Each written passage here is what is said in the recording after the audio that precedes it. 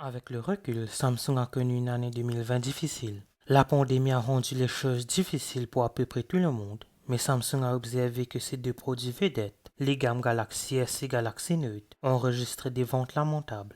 Pendant ce temps, ces téléphones pliables se vendaient mieux, mais le désastre du Galaxy Fold était encore frais dans nos pensées. En 2021 cependant, Samsung a fait des réels progrès. La gamme Galaxy S21 a surpassé la gamme Galaxy S20 et les ventes de produits pliables de Samsung ont grimpé en flèche.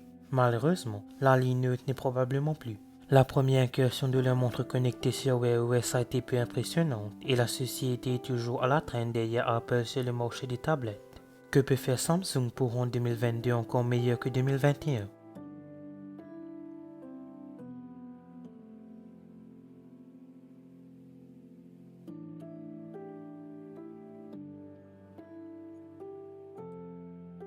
Samsung fabrique les meilleures tablettes Android.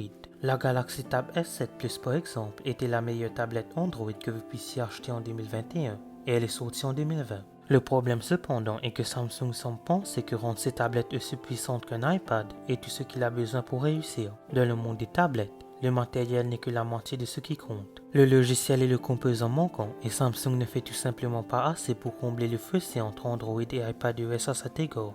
Si Samsung veut vraiment faire des tablettes, il doit résoudre ses problèmes logiciels. Alors qu'Android 12 semble prometteur, il semble également un peu trop tard. Une solution potentielle pourrait être que Google et Samsung travaillent ensemble, tout comme ils l'ont fait pour Wear OS. Samsung pourrait également pousser les développeurs à créer des versions plus centrées sur les tablettes de leurs applications axées sur la productivité. Samsung est une énorme entreprise, avec une tonne de poids derrière elle. Pourquoi n'utilise-t-il pas ce poids pour rendre ses produits meilleurs et plus compétitifs? Espérons que nous verrons des changements sur ce front en 2022.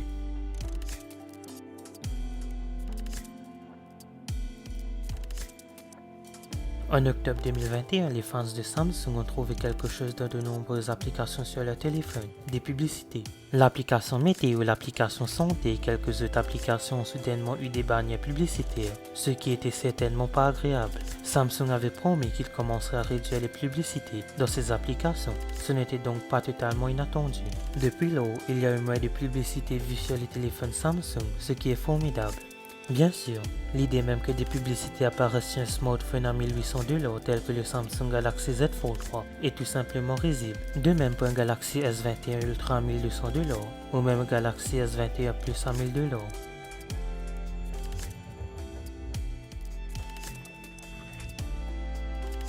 Si vous ne le savez pas, les téléphones Galaxy doivent être complètement éteints lors d'une mise à jour.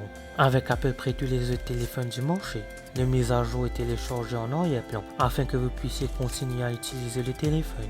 L'installation s'effectue également en arrière-plan, avec seulement un redémarrage rapide nécessaire à la fin du processus. Pour une raison quelconque, Samsung pense qu'il est tout à fait normal de forcer les utilisateurs à ne pas utiliser leur téléphone pour la procédure d'installation. Selon la taille de la mise à jour, cela peut prendre 10 minutes ou plus. Cela devient doublement ridicule si cela se produit sur votre téléphone pliable à 1800$. C'est totalement compréhensible que résoudre ce problème impliquerait probablement une réécriture incroyablement difficile du code fondamental de One UI. C'est la seule chose à laquelle je puisse penser, pour laquelle Samsung n'a pas encore fait ce changement. Quoi qu'il en soit, 2022 est le meilleur moment pour réparer ce tort.